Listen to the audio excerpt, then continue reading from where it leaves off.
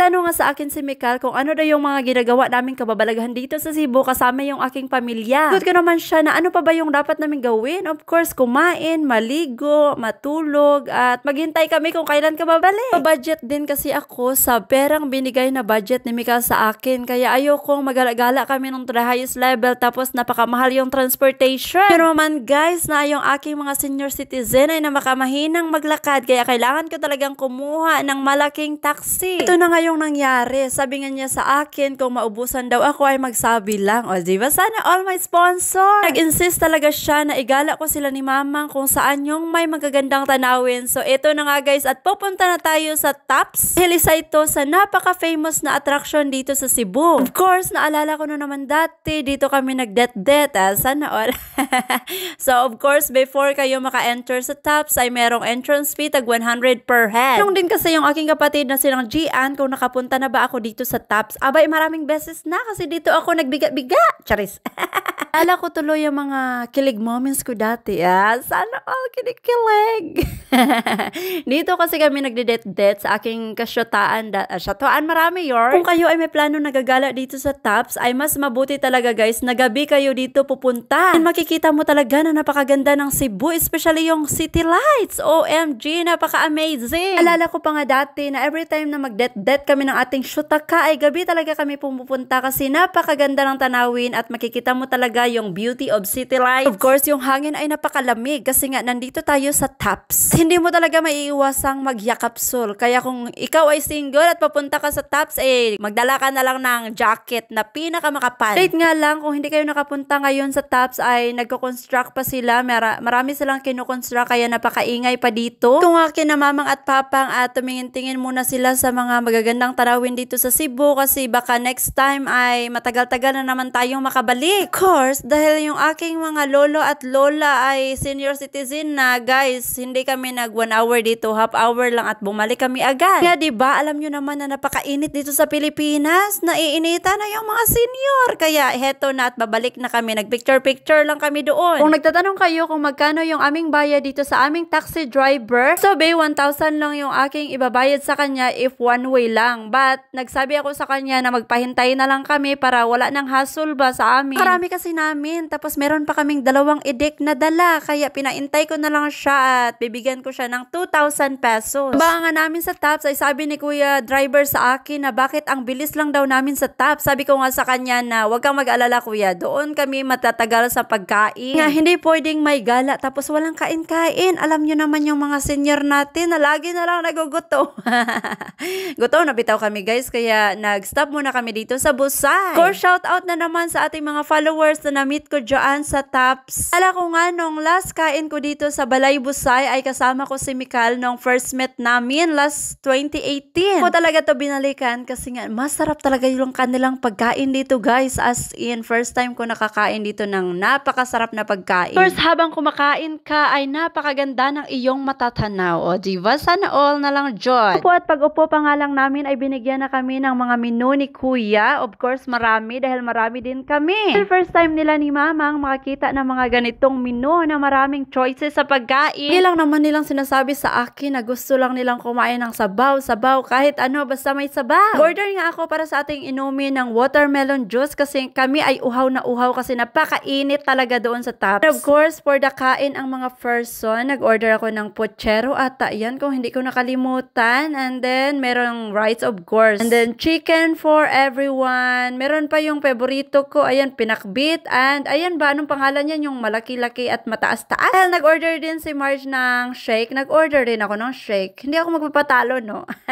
Mga moment na to ay napakasaya ng aking puso dahil kasama ko si Mamang at saka si Papang. Iba talaga yung saya na kasama ko sila na nagbabanding at nakikipag-marites kami sa isa't isa. Alam nyo yun? Of course, kung hindi dahil sa inyong suporta guys, wala rin ako dito sa social media ngayon. Kaya I'm so thankful to all of you.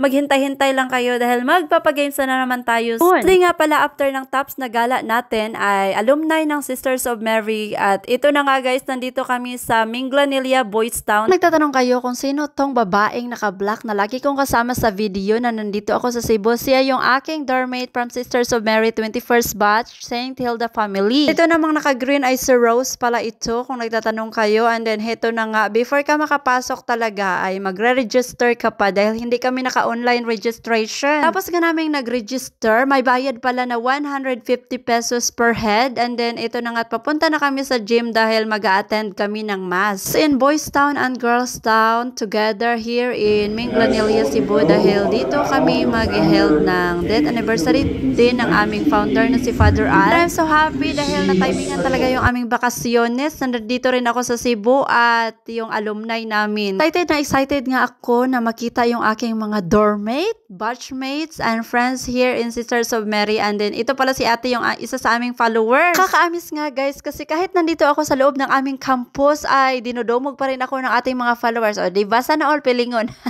Ito rin kasi inaasahan na marami-rami pala rin akong followers na graduate ng Sisters of Mary. Kaya sa lahat ng alumni, Aloysians, and SOM, SMS ba dyan? Buhay ang Sisters of Mary graduates sa mga anak ni Father Al. Ayan na nga guys, after ng mass ay merong pa presentation yung mga students. Tapos niyan ay merong flag racing by batch, and then after that ay pumunta na kami dito sa aming batch, 21st batch kasi ako ay 21st. Kasi nga ay dalawa lang talaga kami ni Marjorie yung aking nakita at first, but on the second time kay nakita ko si Rodamita Perry yung aking dormmate number 4. Tatlo lang talaga kami na nagkita ng mga taga St. Hilda out of 43. Anyways, masaya pa rin dahil marami akong nakilala na mga batchmate namin at saka nakilalang bagong mukha kasi minsan lang baya ako makaka-join, no? At tapos kang kumain ay nag-picture taking muna kami bago mag-alisan ang lahat, and then after nag-picture taking doon sa likod ay sa harapan na naman kami ng building namin. Nakamiss din kasi minsan na kaming makakapunta dito, especially kaming lahat ay meron ng sari-sariling pamilya, may mga anak na. Mostly yung nakaka-attend lang talaga ng alumni is yung mga single ladies and single gentlemen. Of course, yung hindi mga busy sa life. Ako pa naman ay tapos na yung aming picture taking, but hindi pa pala guys. Mag-1 hour na kaming picture ng picture. PM na din kasi at kailangan ko nang umalis dahil yung aking anakis ay iyak na at naghihintay na sa akin. This moment ay napasabi na lang ako na mag-taxi na lang tayo, but wala talaga kaming taxi na nakita dito banda kaya nag-jeep na lang kami papunta sa SM. Minglanilla to SM ay 2 rides pala guys, kaya kailangan naming sumakay ng other jeepney papunta talaga sa SM kung saan kami pupunta dahil meron akong bibilhin. Nang tawag sila ni mama kung nasaan na daw kami kasi kanina pa kami mga alas 8 ng umaga umalis, and then ngayon ay alas 2 na. Ito pa kami sa SM kasi nga napaisip ako na April kasi yung birthday ng aking papa at gusto ko na meron siyang kaarawan na kasama ako ba. Here we are, nandito kami sa bagong cake daw kuno, sabi ni Ate Marge Leona. Masarap daw ito kaya dito na ako bumili para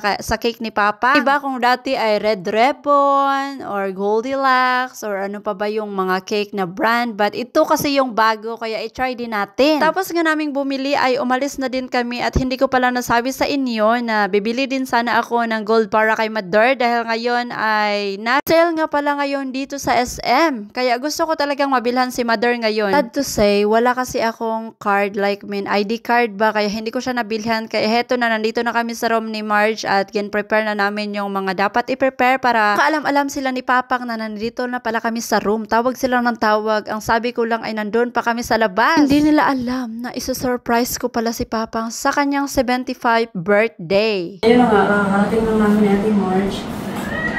At si Matt ay excited na. And that's the cake. It's so tasty. It smells so good. I'm so excited to eat. Excited na si Matt kasi ngayon lang kami magkita after how many hours na? Kasi alas 8 pa kami lumabas at ngayon lang kami bumuli. After 9 hours. 9 hours? Mm. Grabe naman dyan na. Dito na.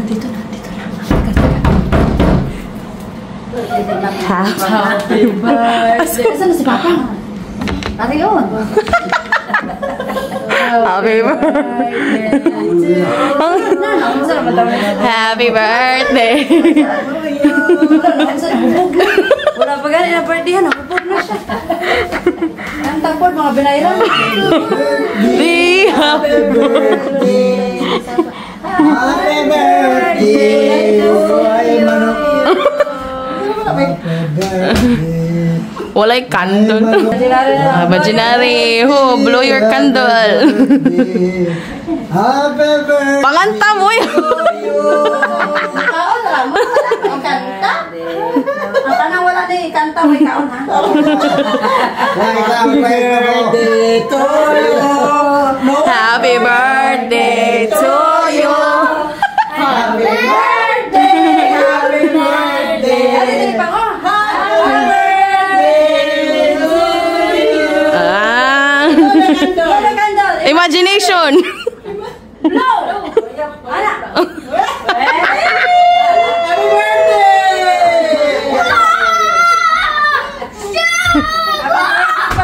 Happy birthday. April pa imong birthday pero ganahan ako i-celebrate nga namin dahil sa Pilipinas kay mo uli ay nabiya mi. Oh, okay.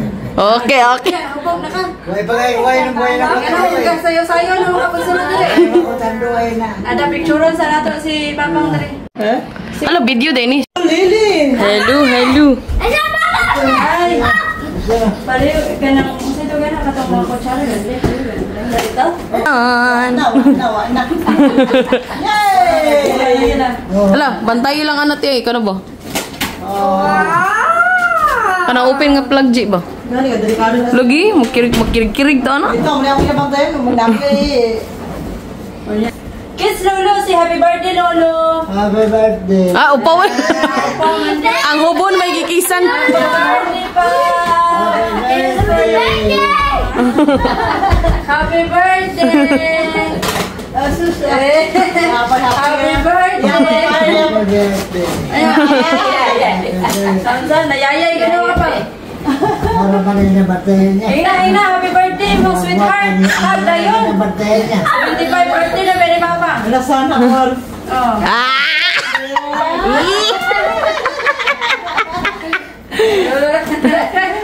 Oh, sabi niya ikaw na. Happy sa kanya rin, mama. Sige, hungitin si Bebe. Hungitin. Hello. Sana all. Sana all. Hindi ako, pinasubo pa kami. Pratik ako ah. Ay, sakson to. Kiss, dayon pang. Kiss! Kiss pa! Kiss. Kiss pa! Kiss ba? Kiss na yun. Kiss, kiss, kiss, kiss, kiss, kiss, kiss. Sigod daw. Kiss pa! Segunda mano. Kiss! Ha? Kiss dayon, kiss, kiss.